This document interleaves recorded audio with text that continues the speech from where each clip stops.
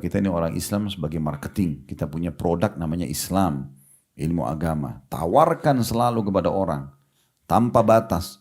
Orang itu buat baik, dukung dia. Kapan dia buat salah, jangan, itu nggak boleh, haram dalam agama. Nah, seperti itu.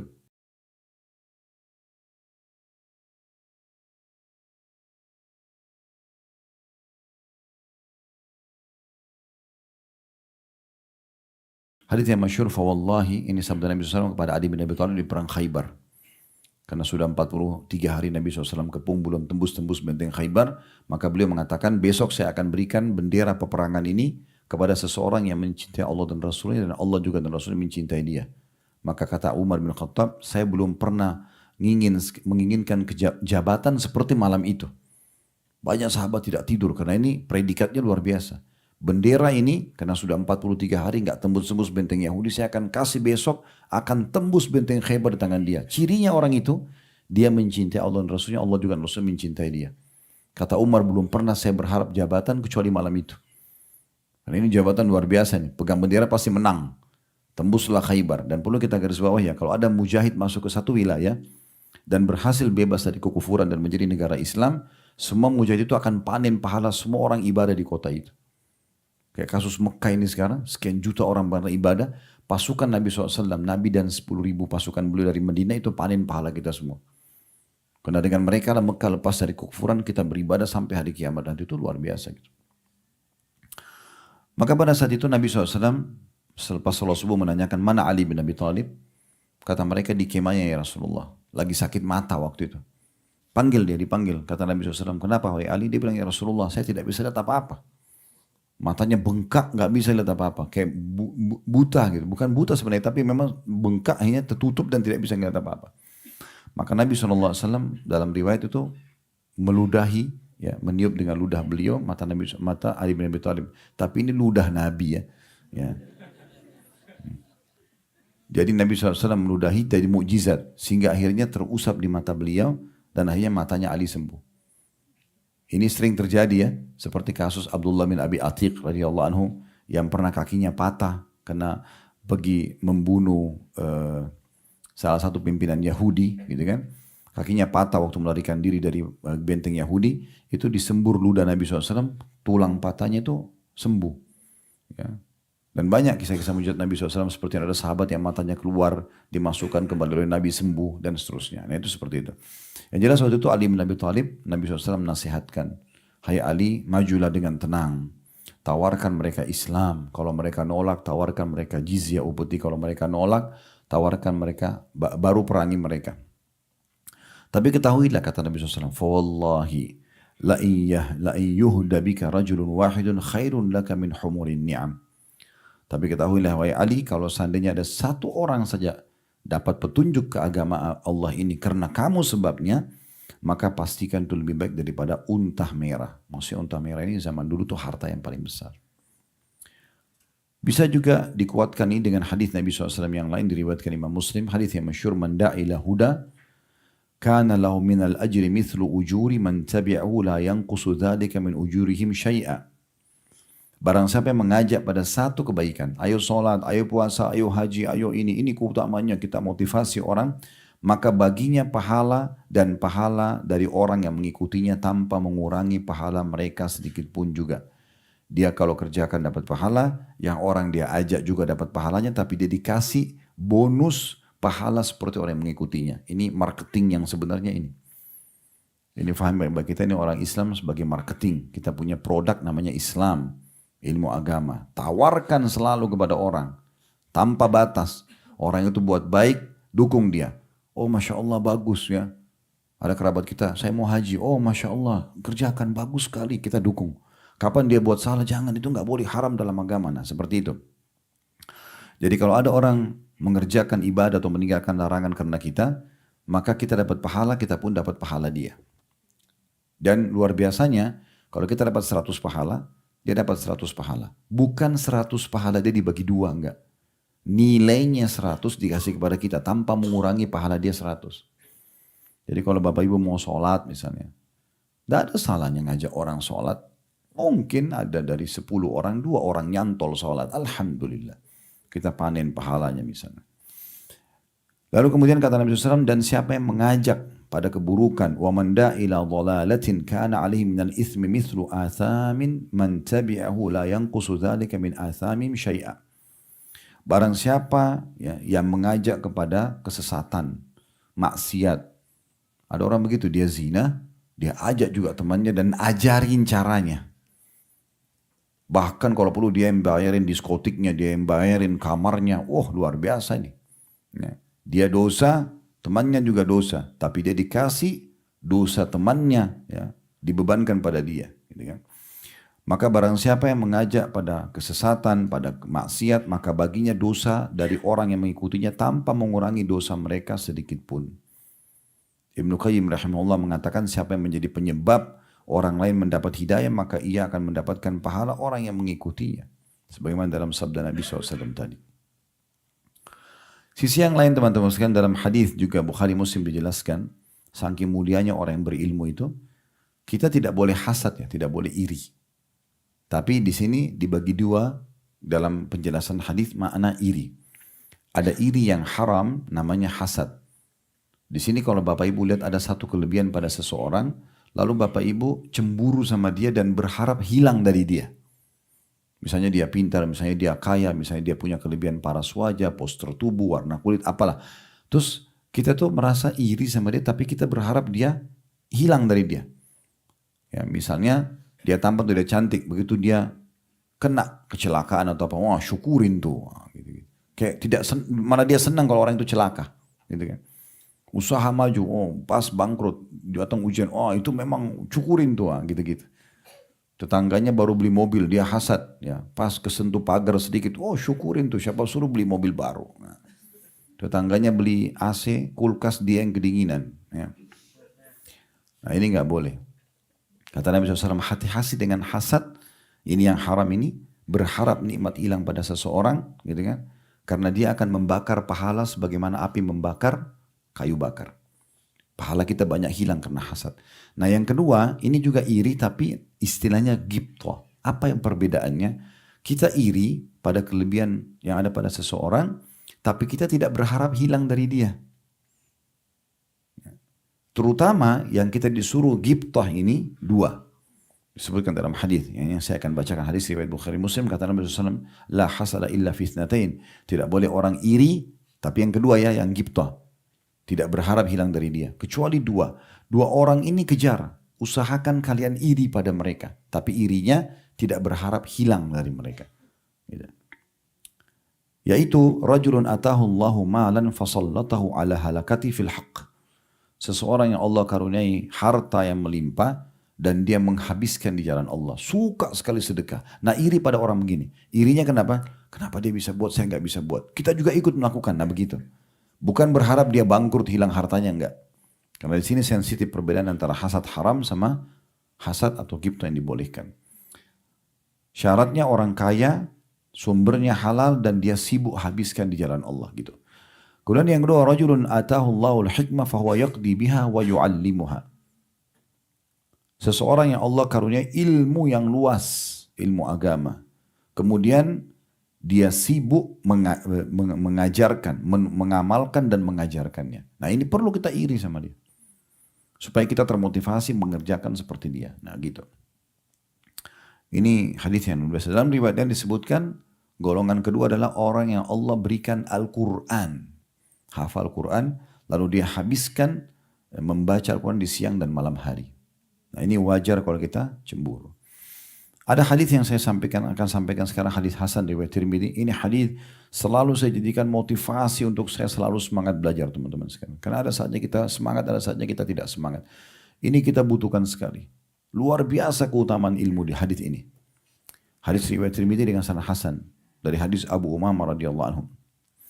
Kata Nabi SAW, fadlul alimi alal abidi, perbedaan dan keutamaan seorang yang alim, faham agama, dan dia amalkan, dengan seorang abid, ahli ibadah. Dia suka ibadah tapi gak punya ilmu. Sehingga ibadahnya bisa benar, bisa salah gitu. Perbedaannya, keutamaan orang yang alim ini punya ilmu sehingga semua panduan ibadahnya itu benar sesuai dengan panduan, dengan orang yang abid, semangat ibadah saya tapi tidak punya ilmu. kafadli ala adnakum. Seperti perbedaan antara kedudukanku, kata Nabi, dengan orang paling bodoh di antara kalian. Ini luar biasa. Ya, renungi baik-baik hadisnya ini. Kata Nabi SAW, perbedaan seorang alim yang faham agama dan dia amalkan dengan orang abid, semangat ibadah tapi nggak punya ilmu. Ini sering terjadi ya. Kalau kita lihat di masjid-masjid itu banyak orang sholat tapi safnya belum rapat, tata cara sholatnya masih salah. Abid suka ibadah. Dia berzikir tapi zikirnya tidak ada panduannya. Beribadah tapi tidak pernah ada panduannya. Tidak ada ilmunya. Maka perbedaannya, kata Nabi SAW, seperti kedudukanku Nabi dengan orang paling bodoh di antara kalian. Seandainya Nabi SAW bilang perbedaannya seperti aku sama orang alim kalian, itu aja masih jauh sekali perbedaan. Ini antara aku dengan orang paling bodoh di antara kalian. Itu luar biasa itu. ثم قال رسول الله صلى الله عليه وسلم, kemudian Rasulullah SAW bersabda, Inna Allah wa malaikatahu wa ahlas samawati wal ardi hatta namlata fi juhriha wa hatta al-huta la yusalluna ala muallimin nasil khair. Dan ketahuilah sesungguhnya Allah, pencipta langit dan bumi. Allah saya sudah cukup, tapi ditambah sesungguhnya Allah, seluruh malaikat-malaikat, miliaran jumlahnya. Ya, malaikat ini jumlahnya berlipat-lipat dibandingkan kita ya. Manusia itu didampingi 3 malaikat. Kita ini semua 3 malaikat. Pencatat amal baik, catat amal buruk, dan ada malaikat hafal, penjaga kita dari sesuatu yang berbahaya. Gitu kan? Kalau kita jumlah manusia populasinya sekarang sekitar 7,5 miliar misalnya. Malaikat 3 kali lipat baru yang dampingi manusia. Belum yang menurunkan hujan, belum yang mengurus lautan, belum yang menggantikan siang dan malam, belum ini, belum itu. Jumlahnya mereka banyak. Makanya kata Nabi SAW, di langit ke-7 ada namanya Baitul Ma'mur. Sebagian ulama mengatakan dia segaris dengan Ka'bah, sebagian di atas gitu. Tempat tawafnya malaikat. Setiap hari ada 70.000 malaikat tawaf, pergi nggak pernah kembali lagi. Allah terus menciptakan malaikat gitu. Ya. Jumlahnya banyak sekali mereka. Nah kata Nabi SAW, sungguhnya Allah, seluruh malaikat-malaikatnya yang miliaran itu, bahkan seluruh penduduk langit, bisa bintang-bintang semuanya, jumlahnya miliaran. Ilmuwan karena tidak bisa hitung, bahasanya miliaran. Dan seluruh juga penghuni bumi, pohon-pohon, batu, air, semuanya, udara, ya, bahkan semut yang ada di dalam sarangnya, dan ikan paus, ikan besar yang ada di lautan, mereka semua mendoakan kebaikan untuk orang yang mengajarkan kebaikan kepada manusia. Berapa miliar ini makhluk Allah, malaikat, semua penghuni langit, semua penghuni bumi, semut-semut yang biasa kita lihat itu, semua ikan di air, semuanya mendoakan kebaikan. Hanya duduk ngajarin orang agama. Tapi nggak bisa kita ngajar kalau kita sendiri nggak belajar. Gimana caranya? Makanya wajib lowongkan waktu belajar. Sekali lagi saya ulangi, bawa pulang ini Bapak Ibu sekalian. Ilmu itu harus kita mendatanginya. Tidak bisa ilmu itu datang sendiri. Menghayal tiba-tiba pintar agama tidur. Gak mungkin. Atau tidak pernah mau belajar. Gitu kan? Dan jangan bilang, oh saya kalau belajar agama nanti kalau saya banyak tahu banyak haramnya. Jangan. Memang harus begitu dipandu. Ya. Karena yang haram itu sedikit. Yang halal itu banyak. Haram itu datang hanya sebagai ujian. Allah haramkan babi, Allah ganti dengan sapi, kambing, ayam, kelinci, banyak gantinya. Ini cuma ujian saja. Allah haramkan khamr, Allah ganti susu, madu, sirup, jamu, banyak yang lain halal. Allah haramkan zina, Allah datangkan nikah, ada solusinya. Ibnu Qayyim rahimahullah berkata tentang masalah hadis tadi yang kita bacakan, karena sebab mengajarkan kebaikan didapatinya keselamatan dan kebahagiaan. Belajar agama ini akan mendatangkan kebahagiaan dan keselamatan. Ini kan judul kita sebab-sebab kebahagiaan itu. Serta baiknya hati, lunaknya, tunduknya pada kebaikan. Allah pun akan membalas dari jenis amalnya dengan mendapat pujian dari Allah. Juga doa dari malaikat dan penduduk bumi. Itulah yang menyebabkan pengajar kebaikan mendapatkan keselamatan, kebahagiaan, dan keberuntungan. Keutamaan lainnya, pengajar kebaikan karena ia telah menyebarkan agama Allah, mengenalkan hukum, juga mengajarkan nama dan sifat Allah, maka sanjungan dari Allah dan doa penghuni langit atau penghuni langit menjadi bentuk pemuliaan kepadanya. pujian kepada pengajar kebaikan tampak di tengah-tengah penduduk langit dan bumi. Kalau orang sudah punya ilmu agama, dia mengajarkan dengan tulus kepada orang, menjadi penyebab hidayah orang lain, dia dicintai oleh penduduk bumi, dicintai oleh penduduk langit. Dan juga Allah subhanahu wa ta'ala sebelum semua itu mencintai dia dan memberikan dia pahala yang melimpah. Jadi ini luar biasa. Dan Allah memerintahkan juga para malaikat untuk melindungi para penuntut ilmu.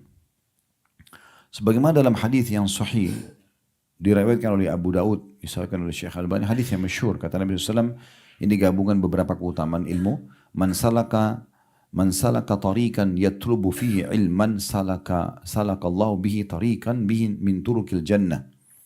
Barang siapa yang menempuh jalan untuk mencari ilmu, maka Allah pun akan mudahkan baginya jalan menuju ke surga. Wa innal malaikata la tada'u ajnihataha ridan li talibil ilm. Dan ketahuilah para malaikat mengepakkan sayapnya, ya, melindungi para penuntut ilmu sebagai bentuk keridoan kepada mereka, artinya melindungi mereka.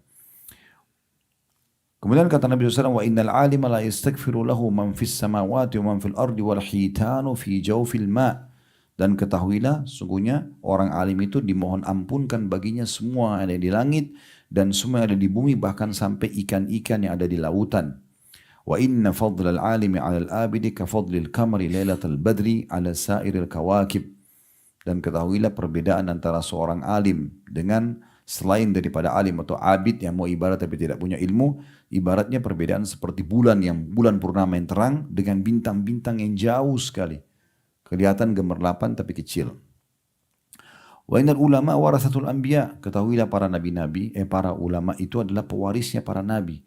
Jadi kalau sekarang Nabi Muhammad SAW sudah meninggal, kita bagaimana caranya mengetahui tentang ajaran beliau, berasa seperti dekat dengan beliau, datang kepada seorang alim. Wa innal anbiya lam yuwarithu dinaran wala dirhama. Orang sesungguhnya para nabi-nabi tidak pernah mewariskan dirham dan dinar. Waktu Nabi SAW meninggal tidak meninggalkan harta buat kita. Wa innama warathul ilm, ya. Tapi mereka, wa innal anbiya lam yuwarithu dinaran wala dirhama innama warathul ilm faman akhadha bihadzin wafir. Tapi Nabi mewariskan ilmu dan siapa yang mengambilnya maka dia telah mengambil bagian yang paling banyak dari kehidupannya, atau makna lain keberuntungan yang paling besar. Ibnu Abbas menukil sebuah riwayat, ya. Riwayat ini kata Ibnu Qayyim rahimahullah memang lemah tapi maknanya sahih. Dan beliau nukil dalam kitab beliau Miftah Darus Sa'adah. Ini maksudnya tadi yang saya bacakan dari kitab Miftah Darus Sa'adah beliau Ibnu Qayyim rahimahullah, ya. Yaitu sabda Nabi SAW, faqihun wahid asyaddu ala syaitani min alfi abid. Ketahuilah bahwasanya seorang faqih yang faham agama lebih ditakuti oleh syaitan dibandingkan dengan 1000 ahli ibadah. Orang kalau cuma semangat ibadah tidak punya ilmu, syaitan bisa alihkan dia menganggap apa yang dia buat benar seakan-akan ibadah padahal tidak. Nah itu banyak terjadi kan. Banyak terjadi. Karena mereka tidak punya ilmu, akhirnya mudah digoyahkan sama syaitan. Tapi kalau dia belajar punya ilmu syar'i, punya dalil, maka dia tidak mau buat kecuali ada dalilnya. Syaitan tidak bisa goda dia di situ. Paling cuma digoda untuk mengurangi kadar pahalanya. Supaya tidak terlalu khusyuk sholat, supaya mengurangi kadar sedekahnya. Tapi dia tetap akan kerjakan karena punya ilmunya. Gitu. Itu yang luar biasa. Gitu. Ibnu Qayyim mengatakan menanggapi hadits ini, adapun ahli ibadah tujuan dia hanyalah berjuang untuk dirinya sendiri. Sementara ahli ilmu untuk dirinya dan orang lain. Maka akan beda sekali manfaatnya. Orang yang berilmu akan selamat daripada laknat Allah, murka Allah. Nabi SAW mengatakan dalam hadis, ya, yang Hasan diriwayatkan oleh Tirmidzi dan juga Al-Baihaqi dalam Syu'abul Iman, kata Nabi SAW, ad-dunya mal'unah, dunia ini dilaknat, mal'unun ma fiha, terlaknat yang ada di dalamnya, illa dzikrallahi wa ma walah, kecuali zikir kepada Allah dan yang bersama dengan zikir itu. Baca Al-Quran dengan doa, zikir misalnya. Wa aliman au muta'alliman. Orang yang alim mengajarkan agama dan orang yang belajar agama. Ini betul-betul terlaknat, selamat daripada laknat Allah subhanahu wa ta'ala. Kita tutup dengan beberapa hadis mulia ini. Orang kalau keluar nuntut ilmu, Bapak Ibu tadi dari kamar hotel ke ruangan ini seperti jihad. Cuma keluar dari kamar, duduk di ruangan AC begini. Perlu Bapak Ibu tahu, zaman dulu orang kalau nuntut ilmu itu panas-panasan. Kita sudah enak, kursinya enak, ruangan enak, hotel bintang 5 lagi. Ya. Tinggal dengar doang, modalnya cuma duduk dengar. Itu modalnya. Renungi, oh iya ini ilmunya, amalkan. Mau lebih bagus tulis. Biar tahu, oh iya ternyata ini, ternyata itu. Praktekkan itu. Ya. Itu aja modalnya. Itu sama dengan orang pergi perang, berjihad, panas-panasan segala macam. Karena kata Nabi SAW dalam hadis riwayat Tirmidzi, man kharaja fi talabil ilm fahuwa fi sabilillah hatta yarji'. Siapa yang keluar menuntut ilmu maka dia dihitung di jalan Allah sampai dia ya pulang.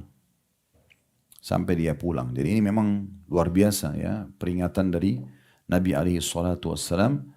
Dan dalam sebuah riwayat yang lain ya kata Nabi SAW, seingat saya hadis ini dihasankan oleh para ulama, siapa yang keluar menuntut ilmu ikhlas karena Allah, maka dia diberikan pahala haji lengkap nih, kayak pahala haji begini. Ini dari kamar ke sini doang nih, duduk 1 jam dengerin. Yang kita buat rangkaian haji semua satu paket tuh biaya besar, jalan didapat dengan 1 kali duduk begini. Kenapa nggak mau dengerin? Kenapa masih malas buka YouTube yang dibuka yang lain selain ilmu? Kenapa? Kadang-kadang syaitan bisikin kita Bapak Ibu sekalian. Tadi kan sudah dengar ceramah 2 jam, masa ceramah lagi? Iya, ceramah lagi memang. Itu syaitan itu. Karena kalau Bapak Ibu habis dengar ceramah, dengar yang lain, ilmunya terkikis. Nanti dia akan bersaing mana yang lebih dominan nih. Enggak, memang dari ilmu ke ilmu yang lain. Kalau dalam 1-2 jam kita bisa rasakan keimanan, bagaimana kalau 10 jam? Gak masalah. Jadi saya selalu sarankan jemaah, teman-teman sekalian ceramah sudah banyak. Di antara ceramah kami. Di download, ditaruh di flash disk, di hard disk, colokin di mobil. Setiap starter mobil, baik bapak ibu yang bawa sendiri atau memang misalnya ada drivernya, starter itu selalu nyambung. Apalagi kalau kajian-kajian panjang. Saya pernah diundang di Bali sama satu panitia, rupanya bapak yang jemput saya itu, begitu starter memang ceramah saya yang didengar sama dia. Anaknya yang buatin, dicolokin flash disk itu. Jadi rupanya bapak ini kemana-mana dia setir mobil sendiri, jadi selalu dengar dan continue. Begitu dimatiin masuk satu toko, masuk naik lagi nyambung lagi. Apalagi kajian sirah, penjelasan tentang kisah sahabat itu kan enak banget tuh nyambung dia. Daripada kita di jalan kosong cuma lihat helmnya orang warna apa, mobilnya orang apa, nggak ada gunanya gitu kan. Dengarin. Apalagi kalau teman-teman yang masih sibuk dengan dengar musik kan beda sekali dengan dengar Al-Quran. Saya juga menyarankan bisa diselingi antara ilmu dengan Al-Quran. Tapi kalau dengar tilawah Al-Quran, usahakan ada terjemahannya. Jangan Al-Quran aja. Cari download yang Al-Quran terjemahan. Jadi Bapak Ibu ngerti. Kalau orang Arab tidak butuh terjemahan. Kita butuh. Dengarin itu. Jadi tahu alhaakumut takatsur. Oh, celakalah orang-orang yang terus mengumpulkan harta. Kenapa mereka? Kalau tidak tahu sumbernya halal. Terus mereka sibuk dengan itu lari-lari dari ibadah. Hatta zurtumul maqabir. Sampai kalian menziarahi kuburan. Gitu. Jadi kita tahu, oh ini yang sedang dibaca. Imam-imam haram itu pernah lihat tidak? Kalau mereka, atau pernah dengar.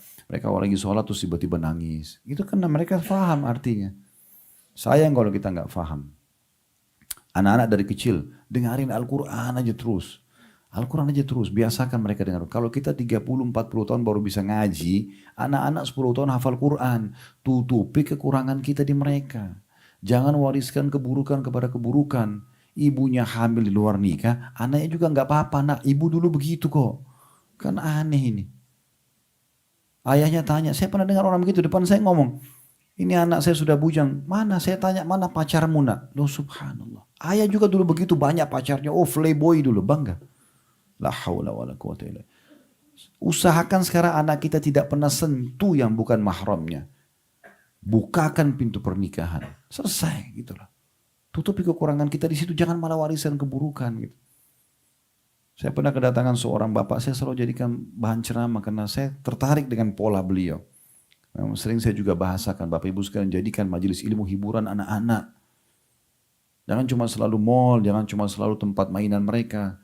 Biasakan majelis ilmu itu bukan untuk kakek-kakek, nenek-nenek, anak kecil pun layak.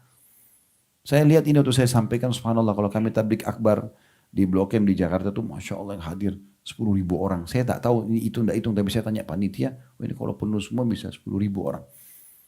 Baik, itu ada yang datang bapak-bapak bawa anak kecil, anak-anaknya duduk 2 jam 3 jam dengarin. Ada anak kecil tuh mungkin karena sudah semangat dia sampai nulis tuh. Masya Allah ini. Saya pernah kedatangan satu bapak di pengajian di Kalibata, Anaknya dibawa mungkin 7 tahun, salaman, Ustaz, Assalamualaikum, salam. Ini anak saya juga Ustaz, salaman. Saya pikir cuma mau salaman biasa. Habis itu bapaknya bilang, Ustaz, ini anak saya sudah 1 tahun dengerin ceramah Ustaz. Sebelumnya nggak pernah mau dengar. Tapi saya selalu terapkan sama dia. Setiap mau tidur dengar ceramah Ustaz. Didengarin sama dia. Sekarang sudah setahun dia dengar ceramah Ustaz. Dan saya perlu sampaikan Ustaz, saya hitung anak saya ini sudah dengarkan ceramah Ustaz 300 judul. Umur 7 tahun.